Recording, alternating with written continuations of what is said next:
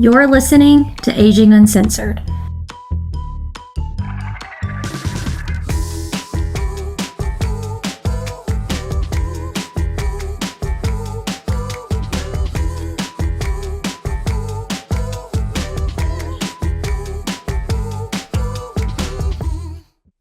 How are you doing this? Okay, so there was a board and now there's a lot more. So talk about the structure of ACA. Well, we are run by a board of directors. We started a junior board back in, I think, 2016, and but our board helps us raise the money. Now, somewhere along the lines, Charles Clatt, who's a well-known businessman and philanthropist here in the Birmingham area, he was a part of my support group, and in that support group, Charles was able to recognize that while his grief was equal and parallel to everyone sitting around that table, his resources and ability to provide care for his wife were vastly different than the majority of people in that group. And so he set us on a pathway to start an endowment fund. Now, I'll be honest with you, Christy, because I've always been honest with Charles about this. I'm a social worker and I'm not let's raise money for let's raise money for something down the road. I'm all let's raise money to spend right now. But Charles was like, no, you need to, to have this endowment fund that will help long-term needs and will help if one of your fundraisers goes under. So he gave us a huge seed funding for the endowment, $1 million, but then it has grown. It is about $2.8 million now. I remember when we started it. That's amazing. I know, isn't that something? We've had 109 people or their estates who have contributed to the endowment fund, and it represents 11% of our budget now. And so it really is meaningful funding, and we're just so grateful for Charles' wisdom in helping us create that. It's at the Community Foundation of Greater Birmingham, so it's managed as well as any fund like that can be in these kind of uncertain times. But when you think about where most of our money comes from, Christy, 30% of it is just from annual gifts.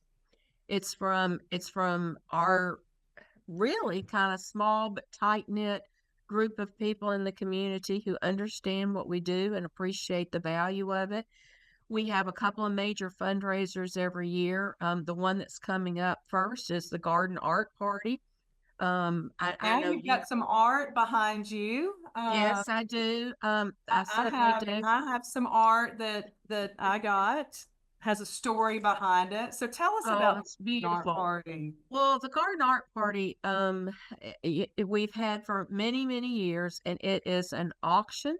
It's a fun cocktail party, and the auction has got all kinds of items, but is known for having art created by people living with dementia.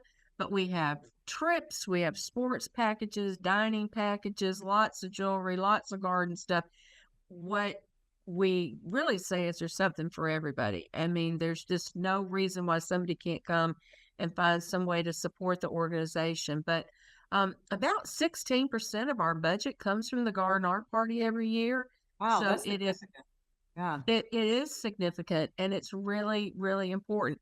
I will say it is the most labor intensive of the events that we have, because it takes a lot of people to help us gather these auction items and ask all the people that they know. And in the last few years, some people have brought in some treasures maybe that they just own themselves, and I was like, oh dear, let's not have a yard sale, because I didn't know what that was going to turn into. But so far, everything people have given us has been beautiful and found lovely new homes, and it's just been wonderful. So that is May 3rd, and it is at Events at Haven, and there's information on our website about that. So we hope that New people will consider perhaps donating an auction item or supporting through being a corporate sponsor, or will just buy a ticket and come because it's very important. This night is underwritten by Ann and Mike Warren and has been for many years. That's another very generous philanthropic family in the Birmingham area, and they help make this possible. And their gift helps ensure that we really get this party over our goal and raise the amount of money that we need to. Our walk is very important. Now, I know there is a national group that has a big walk, and they advertise like nobody's business. I am always so impressed with their beautiful advertisements. Our walk is small and local and tons of fun. Last year we had a petting zoo there. I mean, it was great fun. So it's a good morning for the family to get out. It is normally the first Saturday in November. However, this year, the first Saturday in November falls on the morning after Halloween. Oh, no. So we were not sure that was going to be very good timing. So this year, the walk will be November 8th. Okay. But I don't think that's going to impact us very much. And yes, we compete with football. Normally, we compete with the Alabama LSU game. And sometimes that impacts the number of people at the walk, but it never impacts the amount of money that we raise, because you don't have to be present to participate.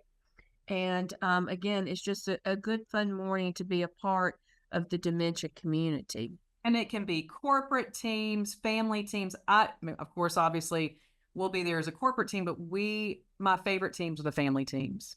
The family teams that come out and they have their shirts on, Mama's team or Aunt May's team or whatever it is. And those are some of my favorite teams to watch. And they're so excited, and they have all different generations there, and they may have all their same purple t-shirt on or whatever that looks like.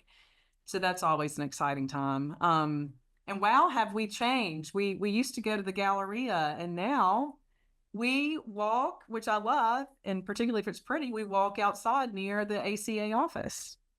We do. We moved, of course, we had to move outdoors during COVID. We took a few years off for the walk, but then we did a drive-by, and that kind of helped us test the waters. And then we started having the walk outdoors, and I've got some people who are like, oh no, it's gonna rain. It hadn't rained so far. I mean, it could this year. I don't want to jinx it by saying that, but so far it's worked out just fine for us. And it is a great fun morning. The good thing about it is that you can come to the walk, you can participate, and you still got most of your whole day left to go do something else. And I think it's really powerful. Exercise, served a great purpose, and now you're ready to get your Saturday going. And talk about, ways that we partner with other organizations. Founders Place is one of the respite programs, and it is at St. Luke's Episcopal Church. And they do a memorial service early in the morning with music. It's beautiful. They read every name of every person since they started Founders Place who has died as part of that memorial service. Lots of families come, and when the memorial service is over, they hop in their cars and they come over to the walk. And so it's just a really great morning for them that's packed with a lot of meaning and purpose. And families can start their own traditions, like you said, with their own T-shirts. We've got one family, Claire's Army. This was a walk team that started not because of a parent, but because of an aunt. And, they have been with us for 20 years or more. And they always have a big contingency of people that come out. It's just a really important event for that family. So there's lots of teams that are like that. 6th Avenue Baptist Church wins nearly every year. Not that it's a competition, but we do try to recognize who raises the most money. And I had a member of my support group probably 30 years ago, Jose Shepard, that was a member of the church, and he started that team. and Jose's been long gone, and the church has continued to support in this very meaningful, very powerful way.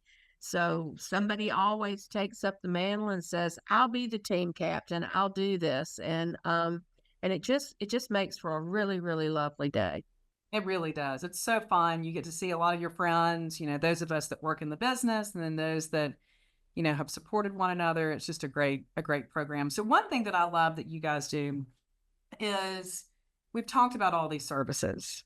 And again, for people that want to know where their dollars go to a charity, 91 cents of every dollar you're giving is going to what we just described. The people that need it, the families that need it, all of those things. And we haven't even jumped into the research. But they can contact you if they can't come to the garden art party, which you're going to miss it. You're going to really miss a big party if you can't go there. And if you can't come to the walk, things like if I do $25, I can support a care basket. Or if I pay $44 a month, I can supply one family with nutrition. So that's a way that families can get connected, because you can actually say, I want to maybe support specific services, right? And how you can find things. Absolutely. The one thing that we specifically raise money for, like you were talking about, is the care baskets. I mean, there is a specific campaign that goes out for care baskets, because we kind of like that one to raise the money that it specifically costs, to fill those baskets. And but yes, you can designate a gift however you want. There's a place on our website where you can do that. And you can also make an ongoing gift that might be that you want to give once a quarter or once a month. And lots of people do that as well. And that's very helpful to us budgeting wise. That gives us some idea of how much money is coming in, because that is something that we do have to look at as the year goes on. Where are we in terms of budget and in terms of the number of people that we're serving? We've got to be responsible shepherds, and I think that we do a good job of that. I mean, 8 trips to Starbucks in 1 month serves a family a full amount of Insure. If you really think about it. Right. Yeah. So that it's just incredible. Again, go to alzca.org and find the donate button if you want to get more involved. Call Miller, call Vance, call all of them. Everybody's always open to anybody joining our Alzheimer's army around Alabama. Okay. Here's something kind of either there are 4 of us in the office, and we've worked for ACA a collective 70 years. So we have a lot of experience, and that's why we say call us, because we're happy to talk with families, and we're happy to help guide. Tell everybody who everybody is. We haven't even done that, and Vance is going to be mad since I didn't say his name early on. No, well, Vance Holder has worked with us for we all worked for each other for a number of years, but he is he does our public relations. He's much more than that, because he certainly does have his hand in every fundraiser that goes on. And he has, like me, he's lost a parent with Alzheimer's disease, and so he knows the disease from both a professional and a personal way. You mentioned Cindy Kirkland. Cindy manages our service programs, and she has a relationship with all 399 families that we served last year. She talks with them on the phone regularly and checks on them and be sure that they're doing okay and coping okay. She does such a wonderful job. And then Sherry Sparks is our bookkeeper, because you've got to have somebody helping manage all the money. And so she provides all those bookkeeping services that we need, and thank you letters that are so important. And so we're lean and we're mean, but that's what we've got. A small staff that's doing a big job. And about how many people do you have on the big board, if we would call it? The big board, we've got probably about 20 on the big board, and there's we've always got room for more. If there's somebody that wants to serve, we'd love to have them. We meet on the 4th Thursday of every month at noon, and you can join us on Zoom if you can't get to us in person. We just would love to have people on our board that know more and are better invested in what we provide. Absolutely. And then the junior board, how many members do you have on the junior board? Our junior board right now, we've got about 15 on the junior board, and they have been so active and so helpful. ACA has a long history of supporting research. We had some money that was left to us specific to research, and so in 2001, we started a grant program, and we funded small seed grants, and until that money ran out, basically, and we have funded 20 grants at Alabama universities, so that is Auburn, UA, but most of those have been at UAB. And then UAB came to us and said what they needed help with was funding for student researchers. And the reason that's important is because as these students are establishing their careers, they are also choosing their field of expertise.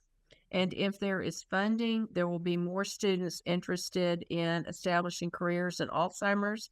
And that's what we need, because we need young, fresh, smart people in this race to help us win it. And so to date, we have funded 7 students. This is a 2-year grant program that we provide, so to speak. We don't really call it a grant, but funding source. And these awards are $50 for each one of those students. And we fund 2 students every year. 50, how much? 50 for each student. The program is 2 years. So they get $25,000. Yeah, 50,000, not $50. I wanted to make sure. Oh gosh, did I say that wrong? I was like, no, hold on a second. Let's add some zeros on that. It's really significant. And it gives them an opportunity to work with senior researchers in very established labs at UAB where they can really make a difference. But as I said, our goal is to help them get in and stay in Alzheimer's research for the long haul. Didn't we? We've had a couple, at least 1 or 2 students that have taken that seed money and developed the grant and then went on for it to be an even bigger grant nationally, right? Yes, we have. And in fact, I used to know that number off the top of my head, but I don't.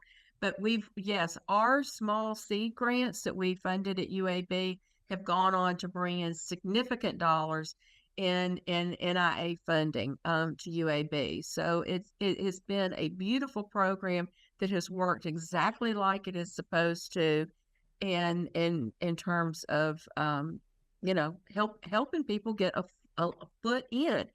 Absolutely. Research is a harder business than people realize, and of course cuts that are being threatened or being made now, it makes that even more precarious. And so, this gives stable funding for these students that alleviates that worry. Absolutely. And the big fundraiser for this program is sponsored by our junior board, and it's the Glow for a Cure. That's our nighttime golf tournament. Lots of fun. They do 2 major events. The golf tournament that's in July, I think it's July 29th this year. And then later on in the year, we will have a date established for our what we call Ales for Alzheimer's. That will be at Brockscat Brewery. We're waiting for the high school football schedule to come out before we finalize the date for that program. But both of those fundraisers are so much fun with lots of younger people who care about dementia. And again, people want to be a part of the answer to this difficult journey. And so this is one way for folks to do it. So if you play golf, young people get involved. It's right. We all have known each other for a long time, and our faces haven't, they've changed a little bit, but our faces are still around. And what's been so exciting over the last few decades is seeing all the young people come up. I know Taylor Crane on our team is serving as president now for the junior board. She is, and she's done an amazing job. And Yeah, and one of the things that Taylor's done for us is outreach. You know, when somebody expresses interest in joining the junior board, and help give them the information so that and convince them that this is a good place to donate not only your money but your time. Absolutely, because particularly for younger folks getting into this with their careers and so forth, you know, boots on the ground and being that like kind of labor support for these fundraisers is huge, and just spreading the word where it's a lot of time and volunteer, getting out doing those things. And maybe it's, donating a bottle of wine for the garden art party or the silent auction there at the Glow for a Cure. You may not be able to do major funding like our friends like the Warrens and things like that have been able to do over time, or big corporate partners, but you can get in at any time and helping around the garden art party, spreading the word. All of those things help this program and ACA's mission. That's exactly right. And it takes an army of us. It really does, to make these things work. So yes, if you've got an interest in putting your talents and energy to work, please come help us. Boards are made up of wealth, wisdom, and work. Work is what is most important. So if you don't have the other two necessarily, but you've got an interest in just coming and working and helping out that way, would love to have you. Absolutely. And your boards have been made up of family members affected by this disease, people that are working in the industry, working with the disease, and then people that have been around the disease for a long time. So, we've got to mention when we talk about research, our beloved friend Lindy Harrell, Dr. Lindy Harrell, is actually who planted this seed for research and has continued to be our champion. So I know you'd like to give a little plug on her. Dr. Lindy Harrell was my boss at UAB. She was the first director of the Alzheimer's Disease Center at UAB, and she's now professor emeritus. And she's just an amazing woman. When she retired from UAB and from taking care of people with dementia, she went and became board certified and was the medical director at Bradford. And so if you think about just the trajectory of her career, she has served the most vulnerable and oftentimes most shunned populations, people living with brain change and people living with addiction issues. And so when we established our predoctoral scholars program in Alzheimer's disease, we call those our Lindy Harrell Scholars, and they all proudly accept that title because they know her legacy and they know her history, and she's just been a real champion for Alzheimer's disease for many years. So thank you, Christy, for that opportunity for me to say that. And I also, want to thank you and Life Care Solutions and your many, many years of serving our organization and providing funding for our various programs, being a corporate partner, helping with auction items, helping deliver care baskets. I mean, you talk about somebody that's all in. It is you and your family and your team at Life Care Solutions. So thank you so much for everything that y'all have done as well. It's been a really good partnership, and it's based on mutual respect and a mutual understanding that we are all in this together. Well, we're happy to do it. This is our heart and passion, and we love it. And if you're going to support an organization, support one that that they're actually doing something. And I have to also say, what you guys have done and championed for so many years, it's not just an organization that's kind of doing this, where you had a passion about, Alzheimer's, and you worked at UAB and things like that. But the amount of the support from the clinical advisors and the people when you talk about who has been support and education to ACA, it's the who's who in dementia care for our state, for the Southeast region, for even the nation. When you talk about the different physicians, clinicians, healthcare providers that have dedicated, their support to ACA, it really is the who's who. And that shows you how impactful what you guys do for the local area and across the state. So, and for example, now Dr. David Gelmacher is on our advisory board, and he lectures for us, at least once a year. But yes, you're right. We've been really blessed to have those relationships, and their understanding of how important the services that we provide are to the community. Absolutely. We wanted to share a little bit of time, and again, you've been doing this for a while, right? So over 3 decades with Alzheimer's, and kind of maybe even 3 decades ago, we only looked at maybe 1 or 2 actual diagnoses of what dementia was and how it's changed. What are some things that you've seen over the last, since you've been doing this, since the inception of ACA and even before, what are some of the things that you've seen have changed? And maybe what are some of the things that are still kind of tried and true, like your yellow sheet? Well, thank you, Chrissy, and thank you again for letting me share with your audience more about the work of Alzheimer's in Central Alabama. I have been doing this a long time, and I think there are 2 major things that I see just in general that have changed as far as our understanding, our perceptions, but also our sensitivity towards people who are living with Alzheimer's. One thing, when I first started doing this, and I would be out on the road with Dr. Lindy Harrell, who was my boss and the director of the Alzheimer's Center at that time. And someone in the audience, Dr. Harrell, would do an overview of Alzheimer's, and somebody invariably would hold their hand up and say, well, those things that you're describing, I'm doing those things.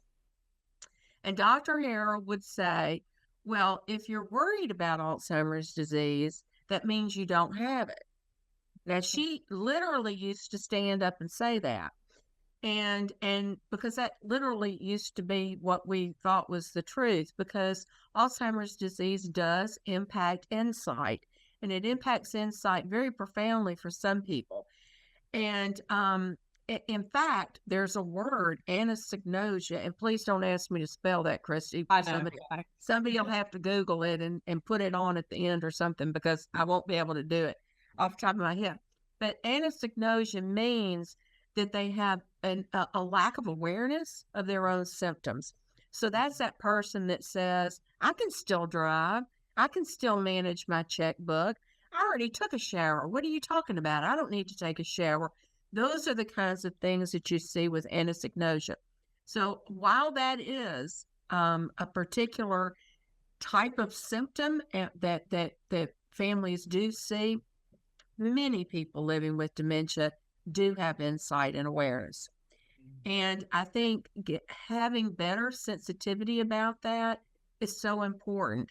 I think it also lends itself sometimes to family members speaking down to the person with Alzheimer's and not realizing the potential there to lift them up and to help them still feel good about themselves. And so I've seen a real shift in our awareness that the person living with Alzheimer's disease, while they have dementia, they're not dumb.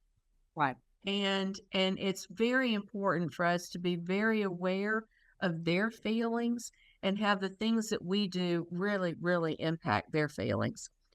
There are now support groups for people living with dementia. I'm considering starting one, and I'm keeping a list of names of people that have told me that they'd be interested in participating if something like that was available. I think that could be a very powerful way, to help people. We've done that in the past, but haven't in a few years, and I think it's time to bring that back.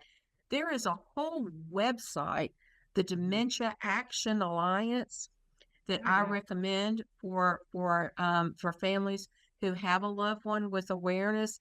Their web address, Christy, is also very easy. It's daa.org, Dementia Action Alliance, daa.org. They have all kinds of online activities. They have a cookbook for people with Alzheimer's that they have written for people with Alzheimer's. They have podcasts where people living with Alzheimer's disease share their very personal and poignant stories about what it's like. And so, while we talk about the connection that families need, we also need to be mindful that the person living with dementia needs connection too. And sometimes, resources that are online would be very helpful to families. And I don't think people are as aware of that as they could be or should be, that those things are available.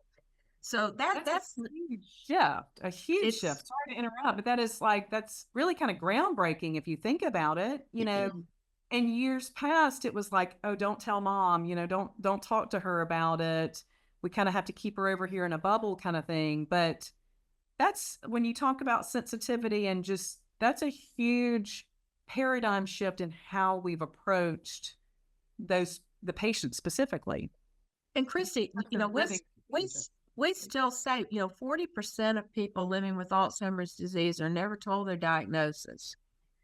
Yeah. And there's just no other illness where that's the case. I mean, however, cancer used to be a diagnosis that we tended to shield people from because we didn't think that they were strong enough to cope with such a devastating diagnosis.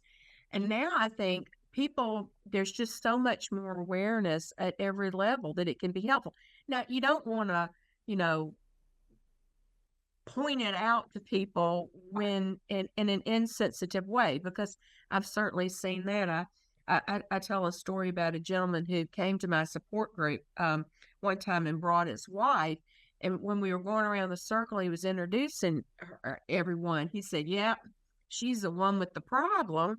No. And at the end of the meeting, guess what she did? She bolted for the door. Yeah, and he was done with that. He stood at the door and said, "Oh no, there she goes again." And I thought, well, she's not a wandering patient. She's an embarrassed wife. Right. And so having better sensitivity about the fact that on some levels, at least some of the time, there is awareness is really, really quite helpful. And trying to support that, I think, is really important, really quite important. Another thing that I've seen a change, and this also dovetails what I'm just talking about, is that the language that we use, and I have a hard time with this too, because it's so ingrained in me, where we always call people caregivers, and now the word care partner is used a lot, where we talked about people as patients. And now people with Alzheimer's are like, I'm nobody's patient. I'm just a person living with dementia. That's a bigger mouthful, but it perhaps sums up more people's experiences. And now we're even saying things that are even more sensitive, like people living with brain change. And so we're just seeing that kind of shift in language. And I think that that's really helpful and really important. And as far as services go, back in the day, there were so fewer options for families because, we just had the basic, you had nursing home care and you had assisted living care. And here was the problem. People living with Alzheimer's didn't really fit either place. They for someone who could no longer be at home and be independent, they weren't ready for a nursing home. They didn't need nursing care. And so I know you were part and I was part of working with the state to change those regulations. And now we have memory care units. And although they may not be perfect, they do give a place in the middle between independent living, assisted living, and nursing home care.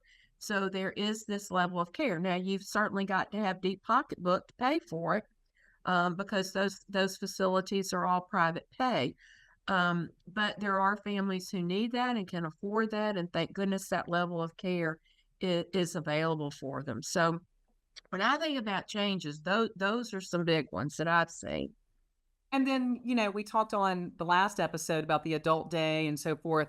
The evolution of the respite program has been a huge service for us, a whole new level of care that can be provided to the family member and the person living with the dementia, and I know Dr. Geldmacher will even make comments that those that participate regularly in those programs, they can actually see some improvement, right? So with consistent socialization and stimulation, or the appropriate type, and being part of a community is such a huge part of helping the folks that are living with brain changes, and we've come a long way from hardening of the arteries in the brain, right? Or senility, or whatever we want to call it. And just in this time that we've been part of this journey, from just a few recognized diagnoses to a whole umbrella of things, and it just becomes more and more. And so that's why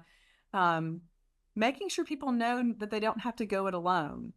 And for those folks that are living with brain changes that want to explore more about the disease and the community and things like that, I love knowing that there are the Dementia Action Alliance, knowing that there are support groups specific for that person.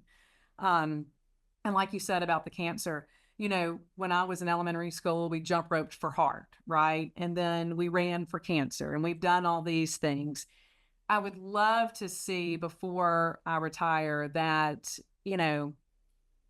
that the walk for Alzheimer, that, walking and having some type of really meaningful activity about this disease and about just the community of supporting folks with brain changes can be something that we can talk about. And it's not taboo, because it's an illness like other illnesses are.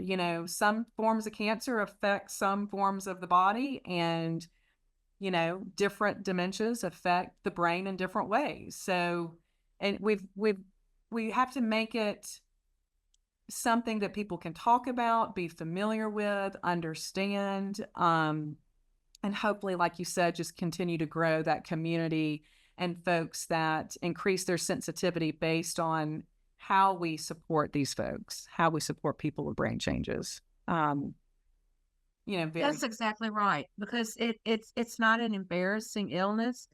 It touches more families than you can even imagine. And so it's really important that all those families stand in solidarity, and I think we are getting there. I really do. I really do.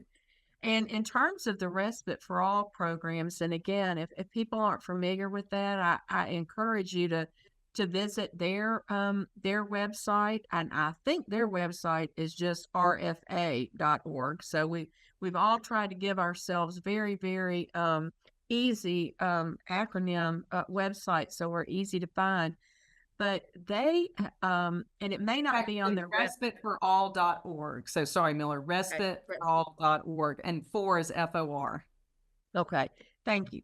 They have just made a documentary that will just, oh my word, it is so beautiful and beautifully filmed. It is wonderful, but it really speaks to the power of keeping your loved one connected. And they had a gentleman and his wife that they interviewed. Their story was just so beautiful, but he was able to share how important being a part of a respite program was for him and what it did for him. And so it's really, really just quite powerful. And so, I know, for years people have struggled with, what do I do at the holidays and what do I do? And now we just are beginning to realize Alzheimer's is a normal part of life. Brain change is a normal part of many families, and we all have to accept it and keep loving and keep doing the best that we can. And a lot of that, as I said earlier, starts with education. But it's important to get the right education and to use the right words, and to always, if you can, maintain a lot of patience, a lot of love, And those rules about not rationalizing and not reasoning, I mean, those things are the hard and true. Those things don't ever change. But you want to do those things with love and compassion. Absolutely. Absolutely. Well, I mean, such a great shift in how we are caring for our friends that are living with this disease. And, I think that we'll continue to see more awareness, more acceptance. I also think with the different generations, whether it's mental health or brain, anything that can affect, someone's personality, brain, how they react, how they respond, all of those things, the more that we can, make it not taboo and let people know that we need to love and care for folks no matter where they are and what journey they're having, and how to support them is huge. And it's not easy. It's not easy all the time, but the fact that what champions these people are, that they are willing to, have a video or be part of a support group and share their information, that just helps our knowledge of this journey in ways that we can't understand. I mean, if you don't have it and you're a researcher, you're just looking at it from one perspective, but what a gift they're giving our community, that they're willing to help us better understand what this looks like. So again, thank you for sharing that. DAA.org for Dementia Action Alliance. I think that's incredible. And then again, respiteforall.org for more respite programs. And I think they're in, I don't know, 7 or 8 states now or something. No, it's amazing. I just came from their conference. I've never been to a more joy-filled conference, to be honest with you. But they said by the end of April, they're going to have 60 programs nationwide. And their goal is to have one in every state in the next 5 years. And I don't doubt their ability to do that. There were people from all over Wisconsin, Washington State. I mean, it was a lot of people really traveled a long way, because it's a powerful movement. Yes. And it's a movement that supports it. It's a holistic approach. And I just don't think we've quite had that same emphasis before. And so it's a wonderful thing. It's a wonderful change. Absolutely. And typically the Respite for All programs, a lot of times what you'll see is, the loved one with the brain change is attending the program. And at the same time, there's a family support group that's usually within the same community or church, faith-based organization, wherever they're hosting the program, so that you can have a time to go get, both people can get love and support and community, which is really nice. It absolutely, and that's when we're talking about holistic, is because it's helping the whole family and meeting needs on multiple levels. Absolutely. And if you ever want to be a volunteer for those programs, reach out, because they're always looking for volunteers. And it's a volunteer driven program, and that's really the heart of what it is. So, okay, we're going to understanding perception, understanding the journey, really understanding what that looks like, and that shift, and then sensitivity. I think that those are things that we need to make sure everybody is aware of. And I do feel like we'll have, as we move into new generations that this disease is affecting, I think we will have some more awareness versus this being something you just kind of hide in the background. But again, if a family needs help on how to support and communicate with their loved one that has brain change, going to alzca.org is your first best bet. Getting those yellow and blue sheets like we talked about on the last episode, and just, talking to one of you, either you or Vance or Cindy or Sherry in the office. All 4 of you can talk the talk on how to help these families. So thank you for 2 great episodes. Again, if you want to dive deep and learn more about Alzheimer's in Central Alabama, please listen to the episode before. And if you really want to know about, get a great perspective of somebody who has been boots on the ground, Miller Piggott, and what we've seen change over the last 3 decades, this episode has been great. Just to have that awareness of how things have shifted and how we should approach folks. So thank you. All right. Thank you so much for having me, Christy. So appreciate all your support of what we do. Absolutely. Okay, like, subscribe, follow, share it with everybody. We're on Apple, Spotify, YouTube. I probably have missed one of them, but I think those are the 3 main ones: Apple, Spotify, YouTube. Like, share, subscribe, do all those things. And again, go visit alzca.org. You will not be let down. You will find all kinds of useful information. You may even find a link to a purring cat that can help your loved one. That's right. All the things. Okay. Thank you, Miller, and have a great rest of the week. Thank you. All right. Bye.